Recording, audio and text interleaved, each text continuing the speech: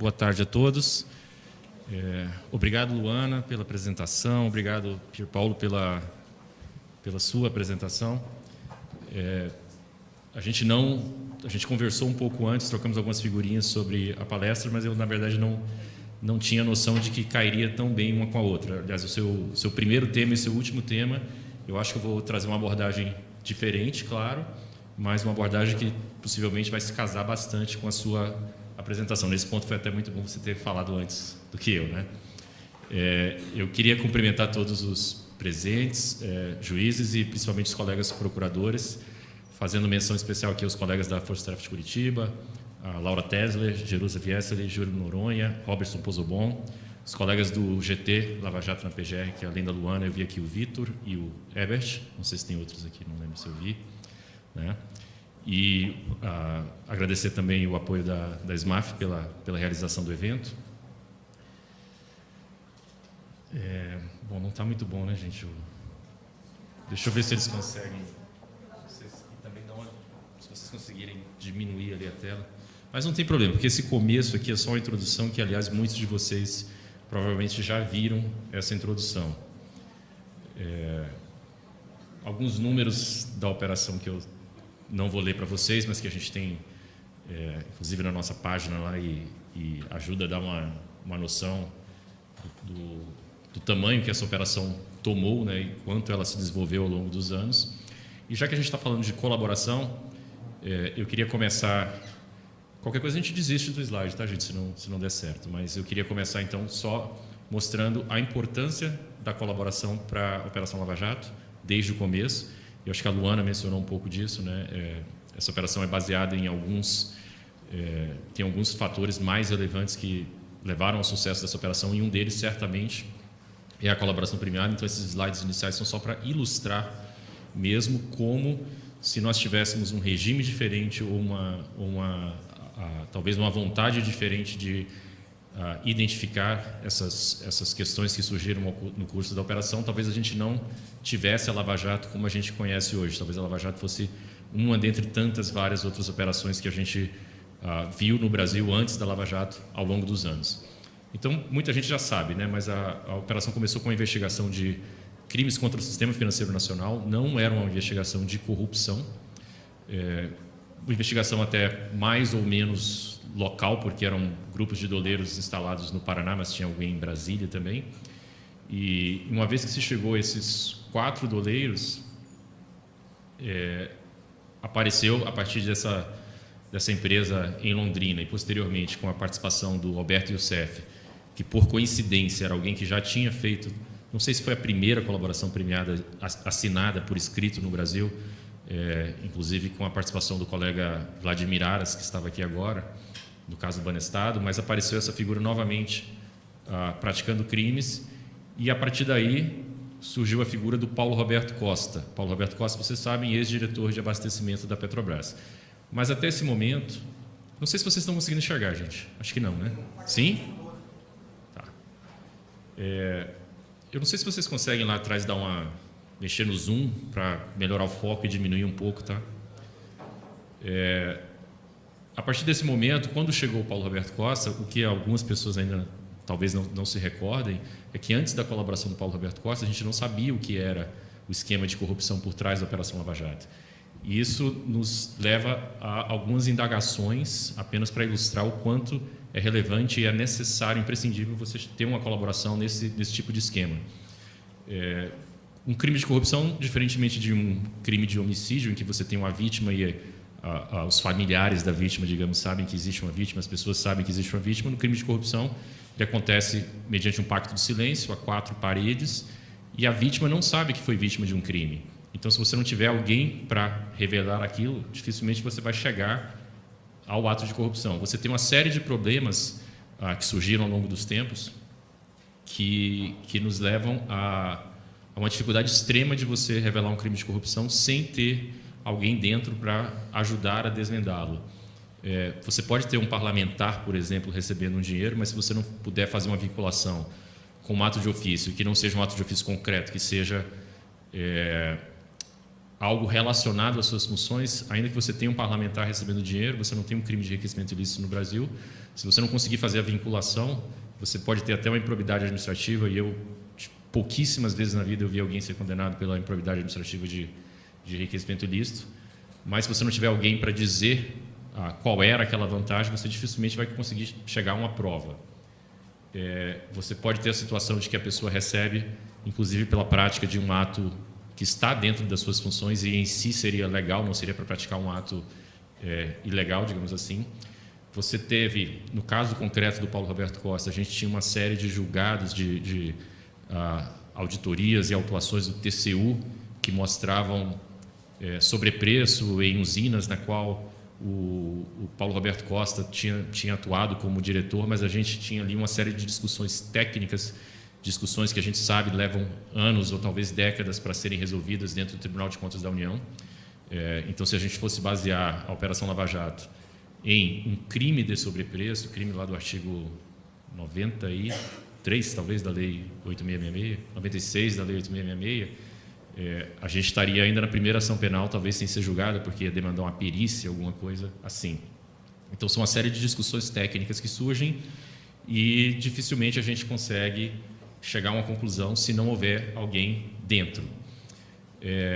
A gente tem aquilo que a gente sempre escuta muito, que é o follow the money, basta você seguir o dinheiro que você vai identificar quem pagou e quem recebeu o dinheiro. Só que, especificamente no caso da operação, e não apenas no caso da operação, em muitos casos com que a gente lida, esse dinheiro era repassado por intermédio de operadores financeiros, doleiros.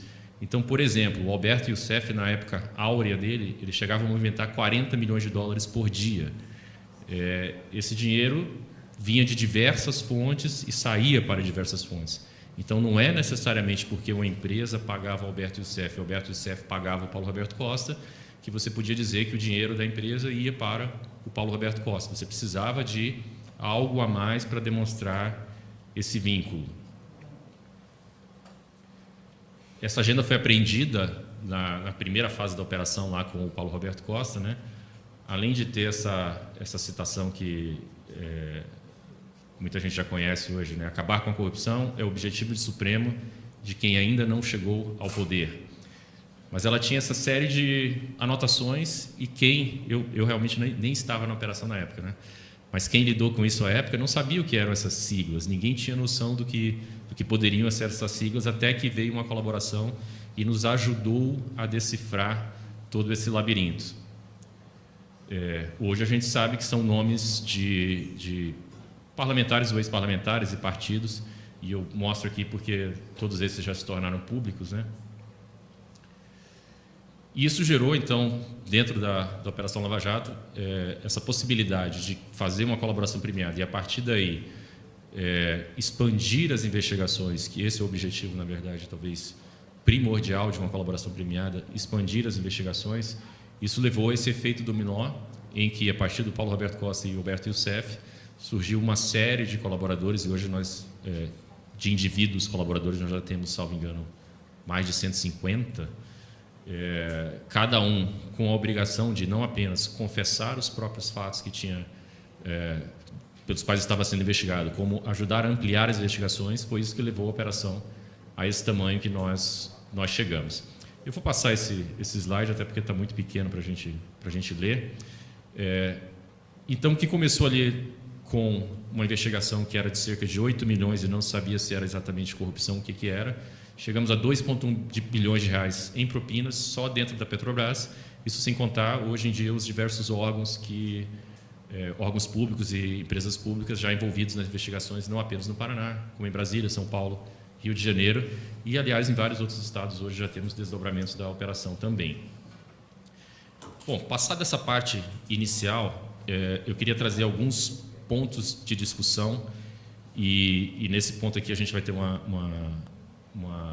interseção com a palestra do Pierre, mas eu acredito que muito positiva. O que está escrito ali em cima, gente, é colaborações em âmbito interno, vertical / horizontal. Acho que não dá para ler. Nessa comissão da Quinta Câmara, que a Luana mencionou, que é a Comissão de Acompanhamento Permanente de Acordos Lenienses. Quinta Câmara, para quem não sabe, é a Câmara de Coordenação do Ministério Público Federal, que é responsável pela área de corrupção, tanto criminal quanto a parte de improbidade. E depois da Operação Lava Jato, essa questão de colaboração começou a se popularizar pelo país e uma série de colegas, Brasil afora, tinha uma série de dúvidas, aliás, continua tendo uma série de dúvidas, assim como nós também continuamos tendo uma série de dúvidas, e se resolveu, no âmbito da Quinta Câmara, formar um grupo para poder, eu não diria normatizar, mas esquematizar ou orientar os colegas em como agir. É claro que essas orientações internas que a gente tem, elas não revogam a lei e não necessariamente elas têm um poder normativo. A gente criou uma orientação normativa, que eu vou falar dela depois, mas não necessariamente a gente vê como um guia coercitivo para todos os procuradores.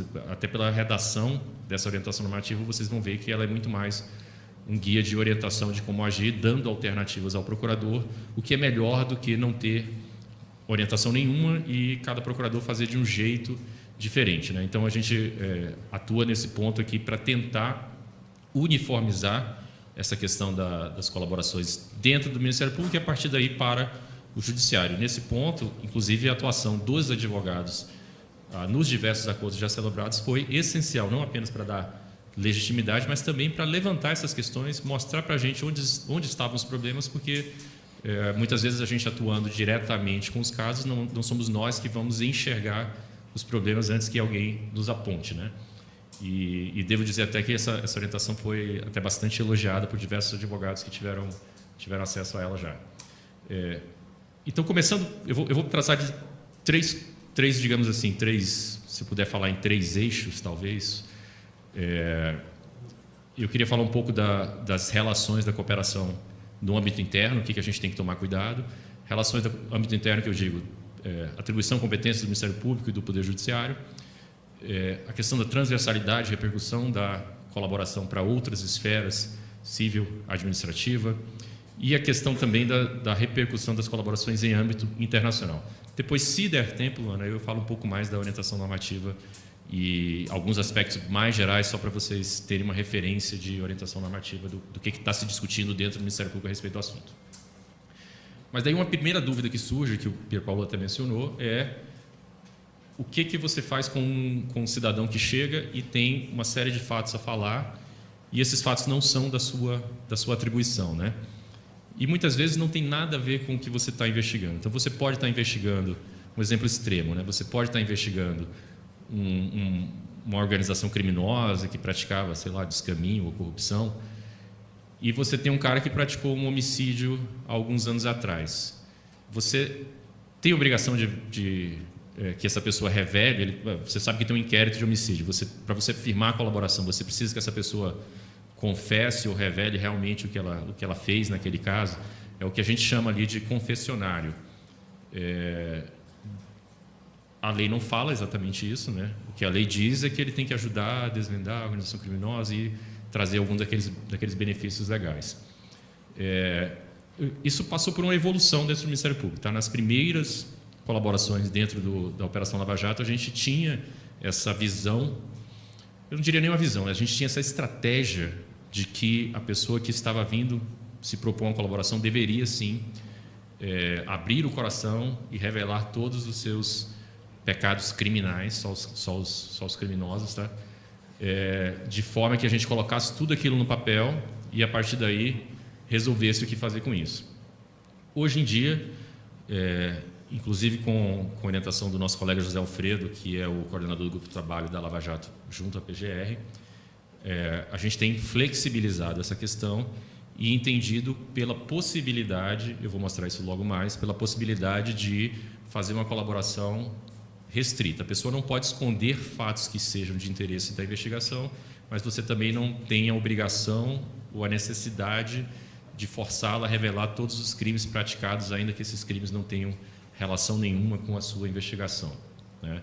Mas isso eu não quero falar em conveniência, mas eu quero dizer que isso tem muito a ver com o foco da sua investigação. Se você vê que nessa investigação cabe uma expansão e é oportuna essa expansão para bem do interesse público, é importante você ter uma conversa mais séria com os advogados e dizer que é o momento de se revelar tudo isso. A gente tem um problema nessa questão do âmbito interno. A gente tem um problema vertical, que é quando tem autoridades com prerrogativa de foro, e essa prerrogativa de foro não necessariamente é na PGR, pode ser na Procuradoria Regional, quer dizer, perante os tribunais regionais, pode ser na vice-PGR ou no STJ, e no âmbito dos Ministérios Públicos Estaduais pode ser na Procuradoria Geral de Justiça, né?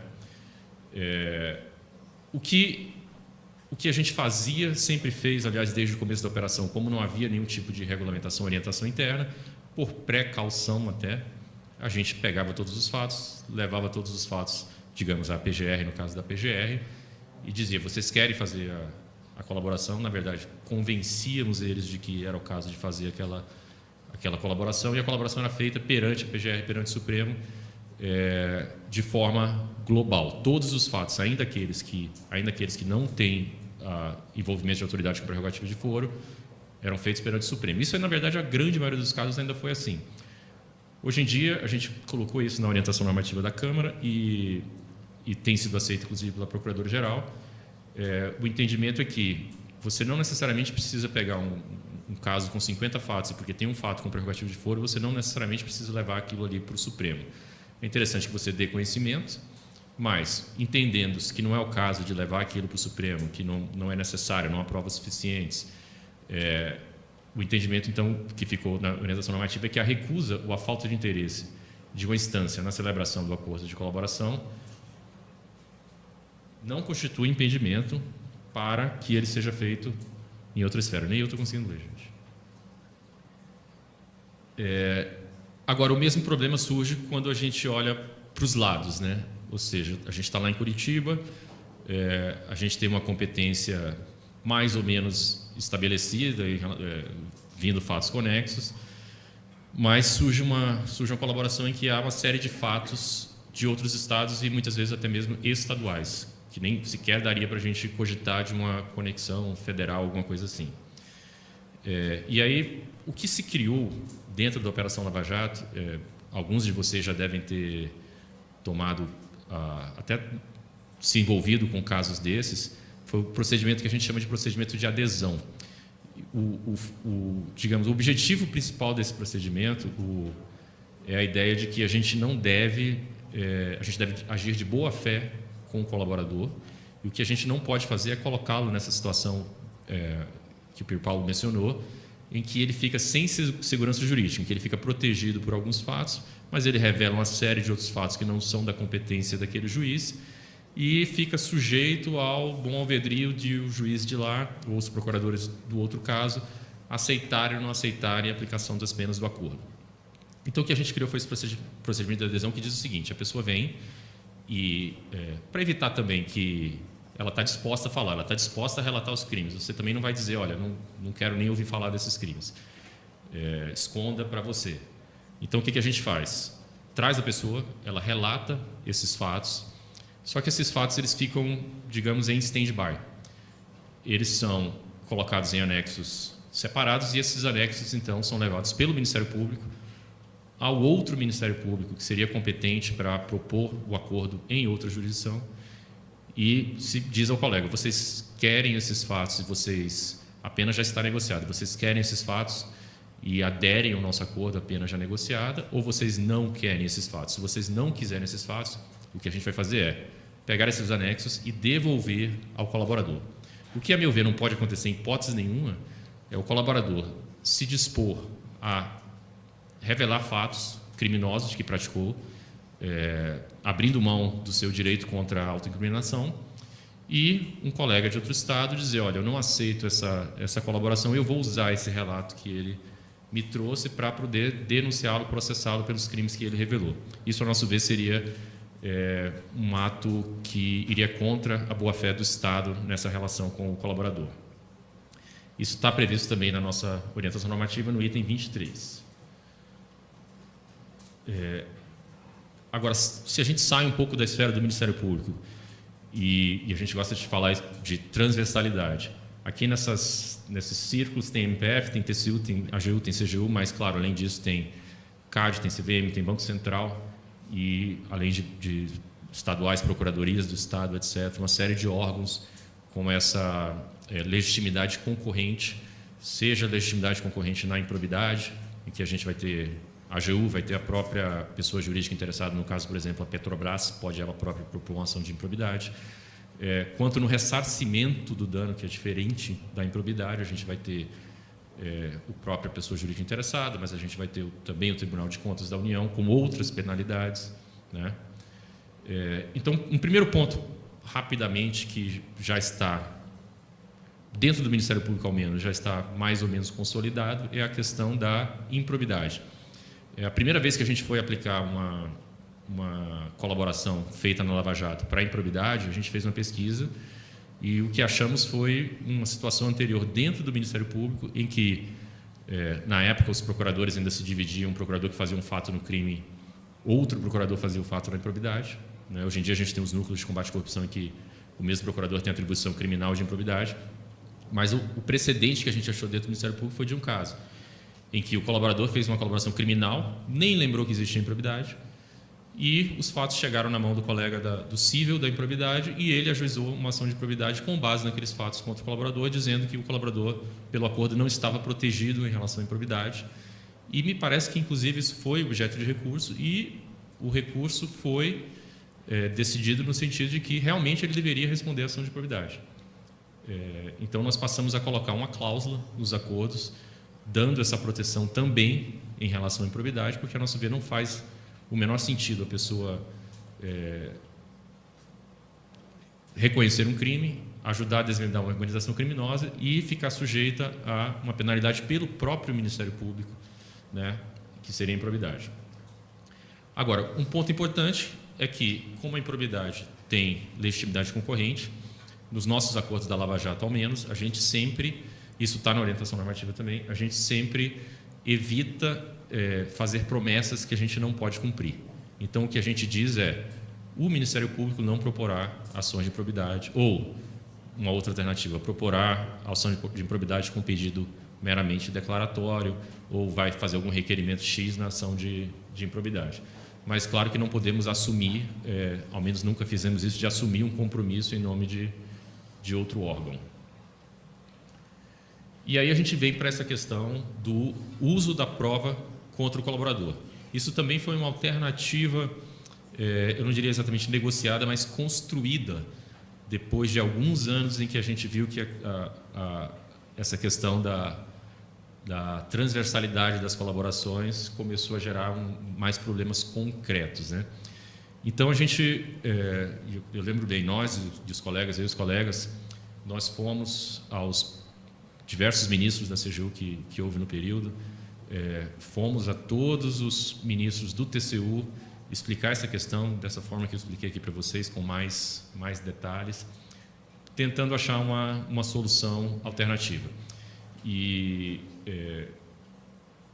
não tem como explicar toda essa questão aqui agora, mas ali no ano de 2017, esse grupo de trabalho da Câmara produziu então uma nota técnica, que é um estudo bem extenso, tem uma versão de 30 páginas, tem uma versão de 130 páginas, mas que está lá na página da Câmara, em que a gente faz toda essa explicação do porquê que essa prova que o colaborador produz, ela tem que ter uma certa limitação no seu uso contra o próprio colaborador. E a solução que nós encontramos ao final do ano passado, na verdade, meados do ano passado, foi a seguinte: alguns órgãos já tinham aderido a esse nosso entendimento. Então, por exemplo, a própria CGU não tinha normatizado, mas já havia um acordo de que a CGU não usaria contra o colaborador as provas apresentadas pelo próprio colaborador. Ou seja, a CGU não iria condenar um colaborador do Ministério Público ou uma empresa que tenha feito acordo de leniência com as provas que ela usou. Tentaria se chegar a um acordo e, não se chegando a um acordo, ela não usaria essas provas, poderia usar outras provas que ela mesma tenha produzido. É claro que então nós não podemos dar, no nosso acordo, não significa que nós estamos dando uma garantia de que aquela pessoa, aquela empresa não vai ser condenada pelo órgão administrativo. Estamos apenas dizendo: com as provas que você apresentar aqui, nós tentaremos que não sejam usadas contra você. Agora, você não tem salvo-conduto em relação a outros órgãos. No final das contas, nós colocamos isso perante o juiz Sérgio Moro, que aceitou essa limitação do uso da prova. Então, nós acabamos, mais ou menos, resolvendo isso internamente. A decisão que o juiz Sérgio Moro deu foi no sentido de que esse compartilhamento das provas que nós fizemos para os órgãos, as demais agências administrativas, essa prova pode ser validamente usada, mas ela não pode ser usada contra o próprio colaborador. E, em seguida, nós mesmos propusemos, após entendimento com os diversos órgãos, nós mesmos propusemos 2 ressalvas. Ela pode ser utilizada para a continuação do cálculo e cobrança do ressarcimento ao erário. Isso porque tem um artigo, não é exatamente colaboração, mas tem um artigo na 12846 que diz que o acordo não pode tratar sobre quitação do dano, né? Então a prova passa a ser usada para poder se cobrar o dano. E para a questão fiscal, ou seja, a prova pode ser usada para cobrar os tributos incidentes, né? E aí é uma discussão se com multa, sem multa. E a ideia aqui também por trás dessas ressalvas é de que quando esses acordos foram assinados, os colaboradores sabiam que a Receita poderia ir em cima, muitos deles, inclusive, a gente viu os cálculos, já faziam uma reserva de valor para pagar os tributos correspondentes. E em relação ao ressarcimento também se sabia que eles poderiam vir a ser cobrados. E passando agora para o âmbito internacional, tá? O terceiro desses eixos aí que eu mencionei. E só para ilustrar também, o nosso histórico no Brasil de recuperação de valores do exterior, valores desviados de corrupção do exterior, é bem negativo. Era bem negativo, talvez. Então, antes da Lava Jato, a gente tinha, na história do Brasil, recuperados 15 milhões de dólares de dinheiro desviado para o exterior. Dentro da Lava Jato, nós já recuperamos 250 milhões de dólares do exterior e a gente tem conhecimento de que ainda há 600 milhões de dólares bloqueados no exterior que poderão ainda ser recuperados dentro da Operação Lava Jato. Então, quando perguntam, né, se a Operação Lava Jato está acabando, eu acho que isso é uma demonstração de que ainda tem muito trabalho a ser feito. Mas o importante disso aqui é que as colaborações também são importantes para esse resultado. Isso porque a maior parte do dinheiro está na Suíça, não é tudo que está na Suíça, mas a maior parte do dinheiro está na Suíça. E com a colaboração premiada, um dos requisitos que a gente sempre coloca para os colaboradores nossos é que eles têm que assinar um waiver, que é um documento em que eles abrem mão do procedimento, de contestar o procedimento de transmissão dos valores para o Brasil. Então, esse dinheiro sempre vem com muito mais facilidade. O MPF participa, só para ilustrar e mencionar também, o MPF participa de alguns fóruns internacionais que discutem bastante até esses temas que a gente está falando aqui. O Grupo de Trabalho sobre Suborno da Convenção contra a Corrupção de Funcionários Públicos Estrangeiros da OCDE, o mecanismo, não sei exatamente, o MESICIC, que é da Organização dos Estados Americanos, mas é o mecanismo de implementação e a questão do peer review da OEA, e a Convenção contra a Corrupção das Nações Unidas.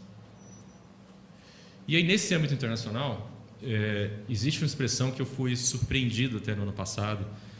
Muitas vezes a gente acha que esses nossos problemas são problemas de terceiro mundo, mas eu fui surpreendido num evento internacional até com essa pergunta para um palestrante americano, que eu não conhecia a expressão, mas o piling on, que seria como evitar que você vai lá, faz um acordo, traz a prova e, a partir daí, uma série de outras agências ou países querem montar em cima para conseguir algo a mais, cada um querendo conseguir algo a mais para si em relação àquele colaborador.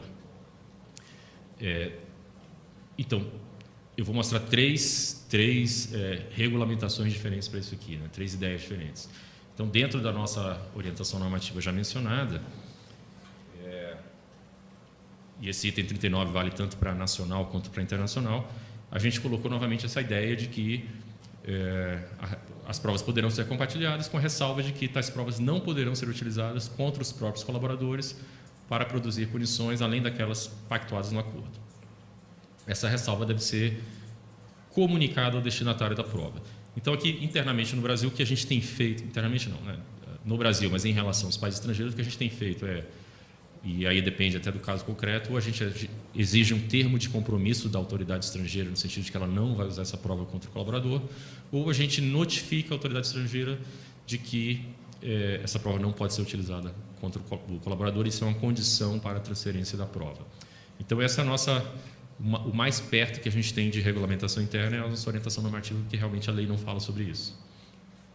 Agora, a gente tem na Convenção de Mérida, que é a Convenção das Nações Unidas contra a Corrupção, no item que trata das colaborações premiadas, a gente tem também essa menção, a menção de que um Estado pode exigir do outro que dê ao seu colaborador esse tratamento, o mesmo tratamento que você negociou com ele. Claro que de forma negociada, então está ali. Os Estados partes interessados poderão considerar a possibilidade de celebrar acordos ou tratados, a respeito da eventual concessão por esse Estado parte do trato previsto nos parágrafos 2º e 3º do presente artigo, que fala justamente sobre a colaboração. E mais surpresa ainda eu fiquei quando a gente nessa discussão no Brasil, e eu achava que era uma discussão brasileira, mas em maio de 2018, os Estados Unidos emendaram lá o manual dos procuradores para justamente colocar previsões parecidas com o que a gente está discutindo aqui. Então, previsões no sentido de que lá eles têm uma facilidade, né, que dentro da estrutura lá do Attorney General's Office, eles têm uma espécie de ministro da Justiça, com uma espécie de advogado-geral da União, com uma espécie de Ministério Público Federal, tudo no mesmo órgão, mas mesmo assim eles também batem cabeça, e além disso eles têm também a SEC, que é a Securities and Exchange Commission, que pode também, em tese, ter esse problema de um órgão ter um acordo e o outro órgão querer aplicar penalidades. Só que lá eles conseguem resolver. E eles, inclusive, inseriram, então, dentro desse manual, essa previsão de que deve haver uma coordenação para evitar que, uma vez que um órgão faça um acordo, outros órgãos vêm em cima ou outros países vêm em cima querendo penalidades adicionais. Isso é muito importante para a segurança jurídica dos acordos, e eu acho que a importância disso também é porque, se isso não funcionar, a gente não vai ter mais grandes acordos de colaboração como nós vimos na Operação Lava Jato. Então, a partir do momento que uma dessas empresas for realmente penalizada por conta da sua colaboração, a gente não vai ter mais esse tipo de colaboração. Isso vai ser um grande desincentivo a futuras investigações. Como nós estamos de tempo, Luana? Um pouquinho mais? Não, está ótimo, dá tempo, vou até menos que isso. Gente, para finalizar, tá? Eu trouxe assim, só de relance, alguns temas que estão previstos na nossa orientação, só para vocês poderem ver também que são assuntos que estão sendo realmente discutidos internamente no Ministério Federal.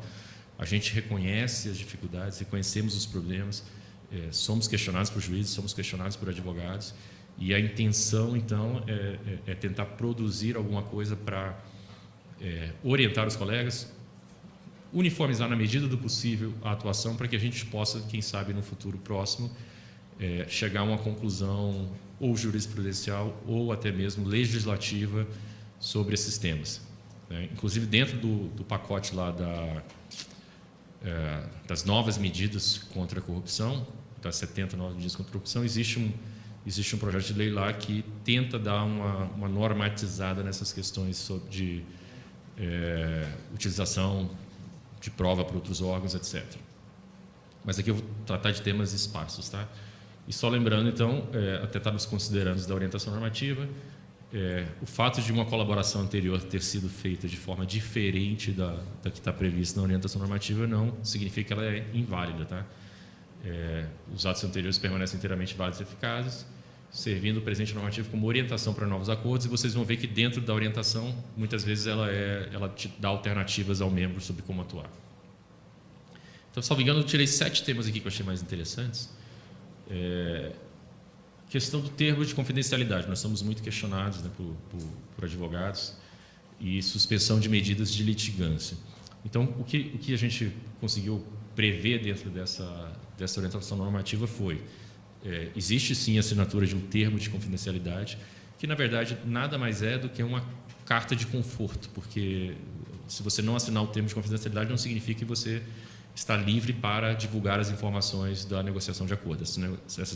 Essas informações são sigilosas por lei. mas é uma espécie de carta de conforto. Agora, o que não acontece, e que às vezes os advogados esperam, é que a mera assinatura de um termo de confidencialidade não significa que a partir dali há uma suspensão bilateral, seja de recursos, seja de novas medidas constritivas. Então, não há exatamente uma suspensão de litigância. O que a gente prevê é que é possível fazer essa suspensão de litigância em casos concretos, mas apenas depois que você já tem ali entabulado que deve haver um acordo.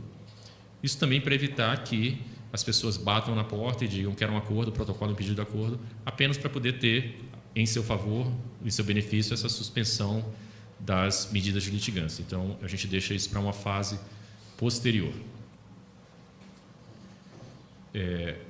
Foi prevista também a possibilidade de pré-acordo ou diligências prévias. O objetivo disso é evitar colaborações, digamos assim, temerárias, em que você acaba fechando um acordo sem saber se aquilo ali vai te gerar alguma coisa, alguma possibilidade de investigação. A gente no Lava Jato não costuma usar isso porque a gente, nas reuniões, a gente é bastante, digamos assim, rígido no que se refere à análise da possibilidade de aquela colaboração vir a gerar provas. Então, ainda que o colaborador não traga ele mesmo as provas, mas a colaboração como meio de obtenção de provas, a gente avalia que aquilo que ele está falando pode ser usado para obter as provas necessárias. Mas se você tem alguma situação em que você não consegue pré-visualizar isso, é possível, em tese, fazer um pré-acordo em que aquelas provas serão entregues, você vai poder, quem sabe, até fazer uma quebra de sigilo. Eu tenho até exemplos concretos que a gente já fez, né? A pessoa diz que recebeu um e-mail da autoridade X, só que esse e-mail não tem mais acesso, esse e-mail está na caixa de correio tal, caixa de correio eletrônico tal. E aí a gente pode pegar isso, pedir uma quebra de sigilo para ver se aquele e-mail existe ou não existe. Porque se você assinar o acordo antes, na expectativa de descobrir um e-mail que você não tem certeza que existe ou não existe, você acaba se vinculando ali a uma situação, não sei se chamaria de temerária, né? Mas é duvidoso que você deveria ter feito aquele acordo. Então, você pode fazer diligências prévias e você pode fazer um pré-acordo. Um terceiro ponto, ótimo. Um terceiro ponto interessante, que também a gente é bastante questionado pelos advogados. Muitas vezes os advogados chegam e, antes de relatar quaisquer fatos, relatar o que ele teria para trazer, ele quer saber qual é a pena que o seu colaborador, o seu cliente, poderia vir a receber. O procedimento que a gente estabeleceu foi de que primeiro se discute a questão dos anexos, ou seja, quais fatos o colaborador vai revelar, se o Ministério Público está satisfeito com aqueles fatos, satisfeito no sentido de que realmente acredito que isso é tudo que o colaborador tem a trazer sobre essa investigação, ou não acho que o colaborador ainda está mentindo. E depois que a gente está, digamos, satisfeito em relação aos fatos, aí sim se passa para a fase de definição de benefícios. Isso também evita um pouco a questão de aventureiros, né? Um quarto ponto que está na nossa orientação normativa diz respeito a quais circunstâncias a gente deve levar em consideração para a definição dos benefícios. Não é ainda, talvez fosse o ideal e talvez no futuro a gente tenha isso, não é ainda uma metodologia de definição de penalidades dentro do acordo, não é ainda sequer uma classificação de penalidades. Mas é apenas as circunstâncias que a gente leva em consideração. E um ponto que muitas vezes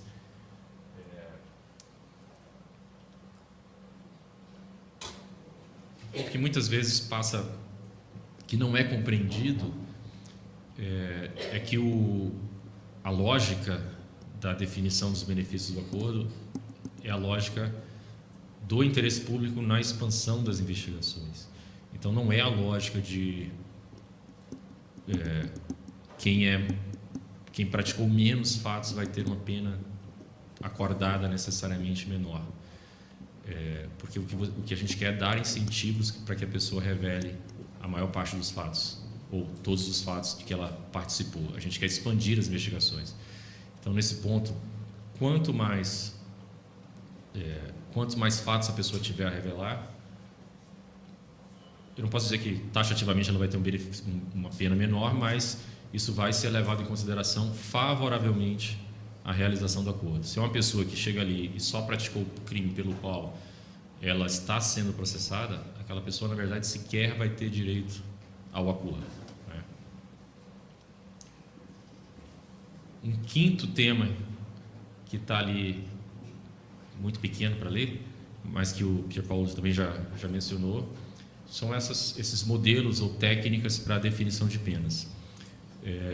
O que a gente tem usado na Lava Jato é preferencialmente, o estabelecimento de marcos máximos a serem concretizados em apreciação judicial e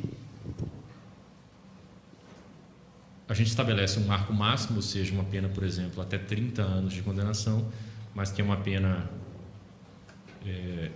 não é a pena que vai ser cumprida, é a pena da condenação do artigo 59. Então, ele é apenado normalmente, mas até um limite, digamos, de 30 anos, 20 anos. Isso até para a gente não precisar ficar processando a pessoa.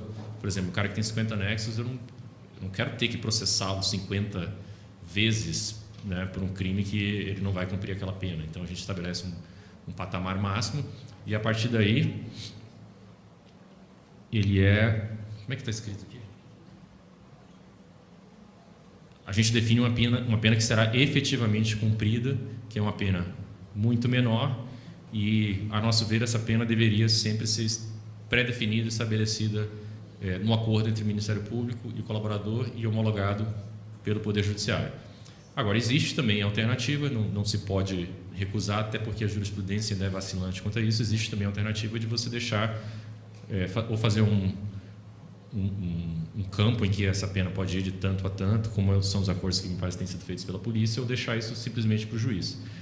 Eu acredito que, como a colaboração ainda não está tão consolidada no Brasil, essa parte da colaboração ainda não está tão consolidada no Brasil, a gente cria uma certa insegurança jurídica para o colaborador ao utilizar essa técnica. Então, a nossa preferência na Lava Jato, em Curitiba ao menos, é sempre pela técnica de estabelecer uma pena máxima, condenação máxima pelos parâmetros normais lá do artigo 59, e uma pena que efetivamente será cumprida independentemente de quanto o colaborador for condenado. Questão da recorribilidade. Isso também é um tanto controverso, né? Mas o que se estabeleceu na orientação normativa é que o acordo deve prever que as partes somente podem recorrer se aquilo extrapolar os limites do acordo, isso como um desdobramento do princípio nemo potest venire contra factum proprium. E isso também o Pier Paolo mencionou que é um pouco controverso e não sabemos exatamente o que o Supremo vai dizer sobre isso. O falecido ministro Theory, me parece que em determinado momento ele não aceitou uma cláusula que continha essa previsão, mas diversos outros acordos têm essa previsão e foram aceitos. E por fim, gente, sobre rescisão e omissões do acordo, também uma dúvida gigantesca, a gente não tem a solução se, uma vez descumprido o acordo é rescindido de inteiro ou em cada fato ele vai deixar de ser aplicado e vai ser aplicada uma pena concreta naquele caso concreto. A gente não tem a solução, mas a orientação normativa traz aqui as possibilidades, né? E, inclusive, seja mediante instalação de procedimento administrativo em que você vai investigar se houve um descumprimento ou não houve um descumprimento, seja mediante provocação direta ao juízo. Agora, a questão da omissão é relevante também porque é impressionante como os acordos têm realmente muitas omissões. E a nossa percepção é de que as omissões podem tanto ser voluntárias como podem também ser involuntárias. Ao menos nesse tipo de organização criminosa com que a gente está lidando, o número de crimes praticados por cada indivíduo é gigantesco. Então, é até crível que ele tenha realmente esquecido que pagou uma propina a determinado senador, determinado político. Às vezes é até crível, por incrível que pareça. Então, também em relação às omissões, a gente tem duas alternativas. Ou se considera que uma omissão é um descumprimento do acordo, mas me parece que isso talvez em situações concretas, vá até contra o interesse público, porque a partir do momento que você, por conta de uma omissão, você precisa necessariamente desconstituir um acordo inteiro, você perde aquela prova em relação a outros fatos que seriam de interesse da investigação. E não adianta dizer que, mas ele já prestou o depoimento, porque aquele depoimento da colaboração muitas vezes precisa ser refeito em juízo sob o contraditório para ter validade. Você realmente não desfaz as provas já produzidas, mas muitas vezes você ainda precisa refazer aquilo. Então, talvez a solução seja, no caso de omissão, por aquele fato que foi omitido, ele vai responder como se não tivesse acordo. Pelos demais fatos, mantém-se o acordo. Gente, eu acho que é isso. Obrigado por tudo. Não sei se teremos tempo para perguntas, Luana, mas estamos à disposição.